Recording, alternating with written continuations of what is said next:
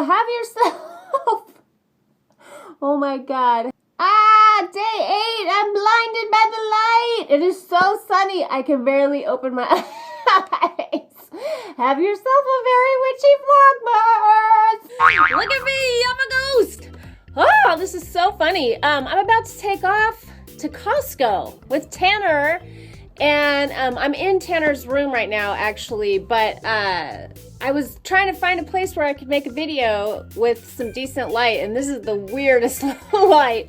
I don't know what's going on. It's just so sunny here. It's December, but it doesn't feel like it in LA. I mean, I guess this feels like December in LA, but I'm such a movie and TV nut and magazines that my life has never really matched what the media portrays as being December. So I've always thought that was kind of funky and strange, and I've longed to be, I don't know, in a cabin in the woods, or at least someplace that it snows. I think Manhattan looks, where am I looking? There you are. I think Manhattan looks really romantic in the wintertime. I actually lived there briefly in the wintertime, and I was so much indoors, going from like nightclubs to apartments to taxi cabs during that time that I like barely noticed the weather. And I was a kid.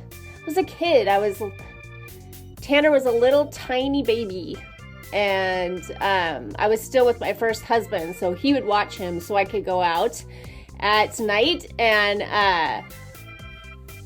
I got to do some awesome stuff there, but I barely noticed the weather because I was just a kid. I was just flitting and flying around, 20 years old, and just having a blast. And so I kind of missed that whole, I don't know, like walking out of a brownstone and the snowflakes are coming down. But I kind of wanted to talk about TV really quickly because it's on my mind before I head out. Tanner is, sorry for my bra strap. This is a bra strap you can see. It's okay. It's like really thick and black and opaque, so I think I can get away with it. But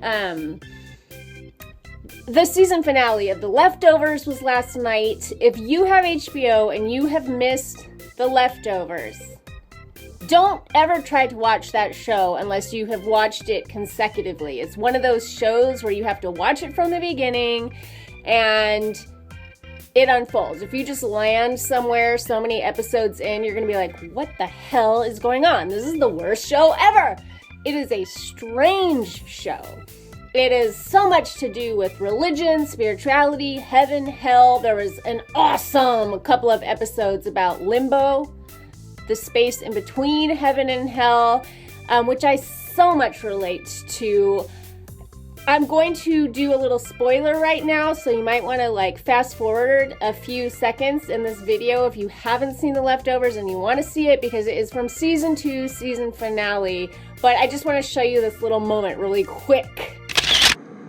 I don't understand what's happening.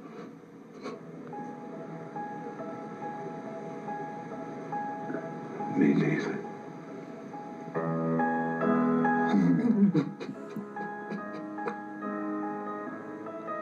Oh, that just got me. What I said right after that scene happened was, I feel exactly like that, because these people have been through so many obstacles. There's no explanation for anything that's going on, which is why all of these cults keep forming around certain beliefs and theories and theologies.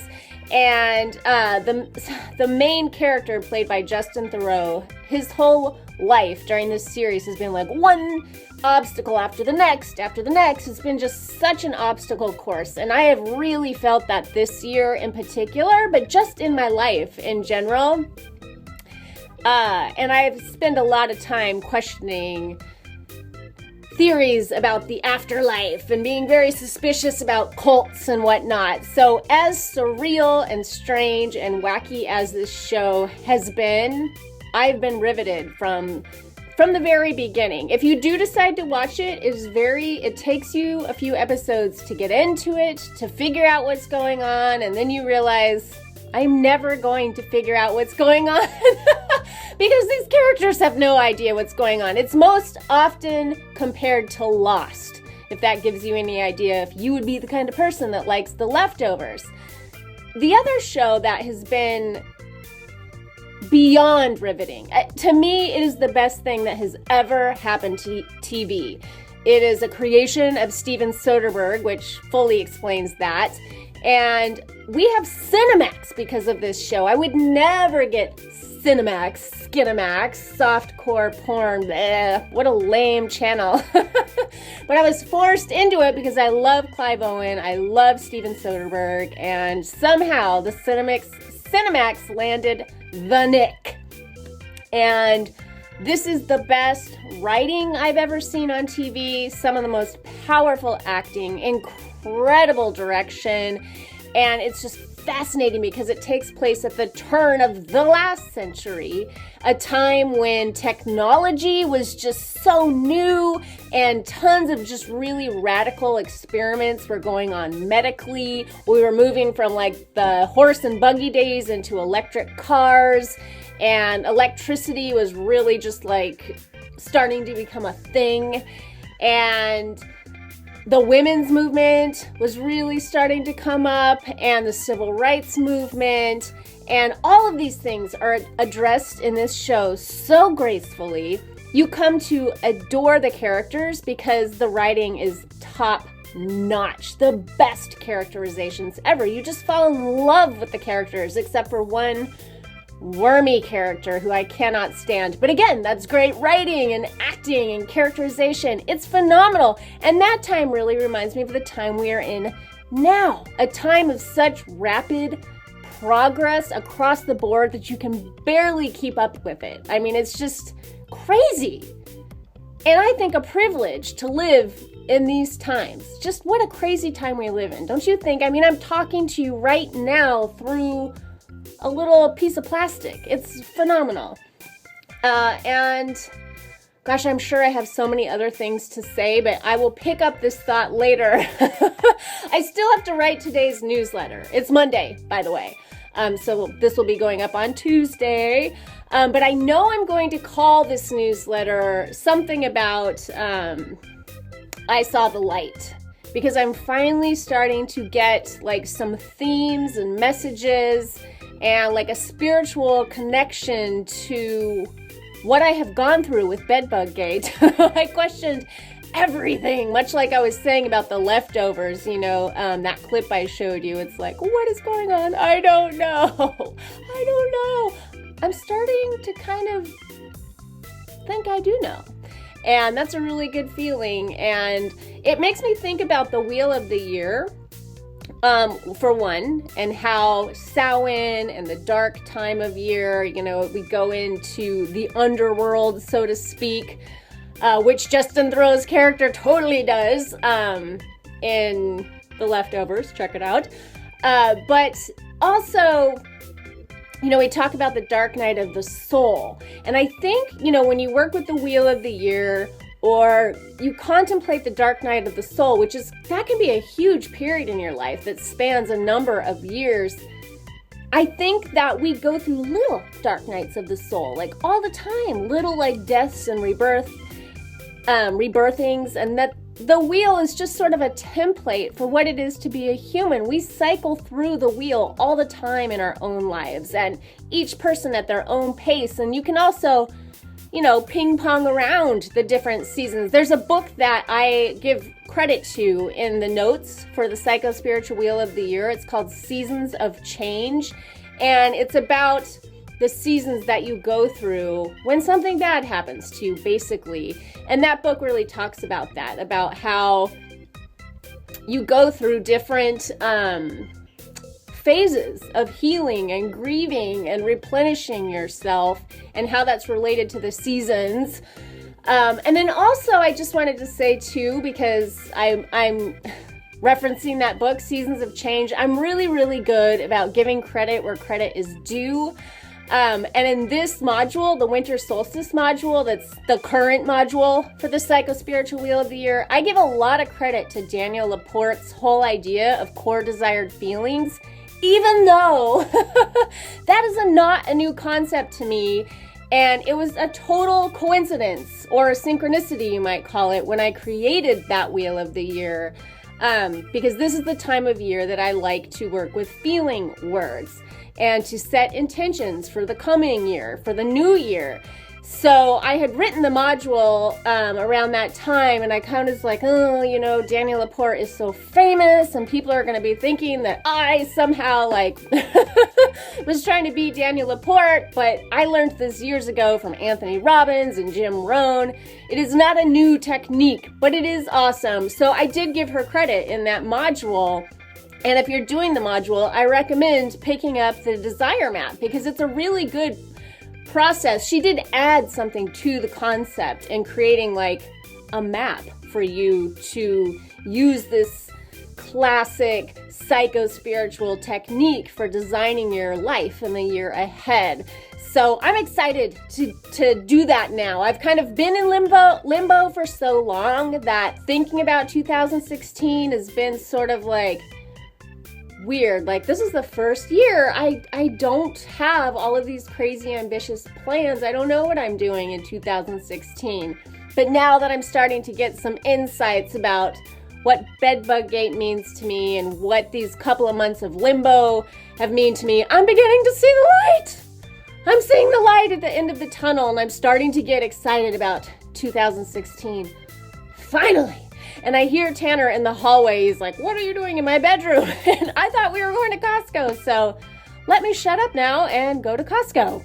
What do you want me to do? There's not gonna be enough room if you create a radio in your bedroom. It's not the radio. I'm making a video. You don't want me to make videos in your bedroom? In your bedroom. You want me to do it in my bedroom? Yeah. Okay, fine. I won't use your bedroom anymore for videos, okay? Yeah. We're all mad here. Yes, we are. Anyone who goes to Costco at noon on a Monday during the holidays must be mad. So yes, we are all mad here. The birds of Costco. Look at them go. Look at them go. Costco gets the best cookbooks. They're definitely responsible for a large portion of my cookbook collection. If there's a new paleo cookbook and Costco gets it, there's like a 99% chance I will buy it. Case in point, eating clean with a dirty mind. This thing is sinful. But the reason I like to buy paleo cookbooks and make paleo food is because we eat a gluten-free, mostly dairy-free diet. I say mostly because we can get away with goat cheese and grass-fed butter. But paleo usually fits the bill that way, and it's a lot healthier than gluten-free typically. Like gluten-free recipes, gluten-free processed food is usually just as bad for you as the not gluten-free stuff, but we have to do gluten-free for Tanner and myself. So when paleo came along, I was like, yes, finally food that tastes good that isn't just junk. That is one big teddy bear, dude. Here's a funny quirk about me. I don't drink. I'm not an alcoholic, but alcohol just doesn't like me. I might be allergic to something because I'm allergic to all kinds of things. So maybe the histamines or just alcohol in general. I don't know. But I love to look at the spirits section at Costco because they always have the funkiest, coolest stuff. I love these Sambazan acai packs. That's how I make my acai bowls in the morning. If you follow me on Instagram, you know what I'm talking about. I just had avocado with honey this morning for breakfast. And I was like, I so wish I had raspberries to go with this. And then look what I found at Costco in December. Hell yeah. As you can imagine, I'm pretty bug paranoid these days. But look at this. Look what's on my window. It looks like a huge albino ladybug. I have no idea what that is, but Can I have it? I don't want that guy in our house, buddy. I do. I want it. Let's get him out of here. Ooh, a raven in the magnolia tree. They don't usually go up there. They like our... What are you doing, buddy?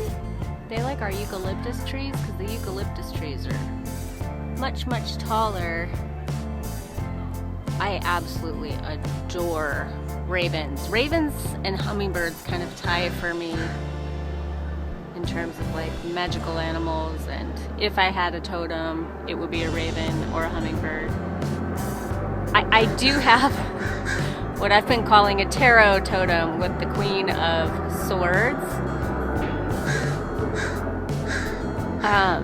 But I never really got into the whole animal totem thing, but damn, I love these birds.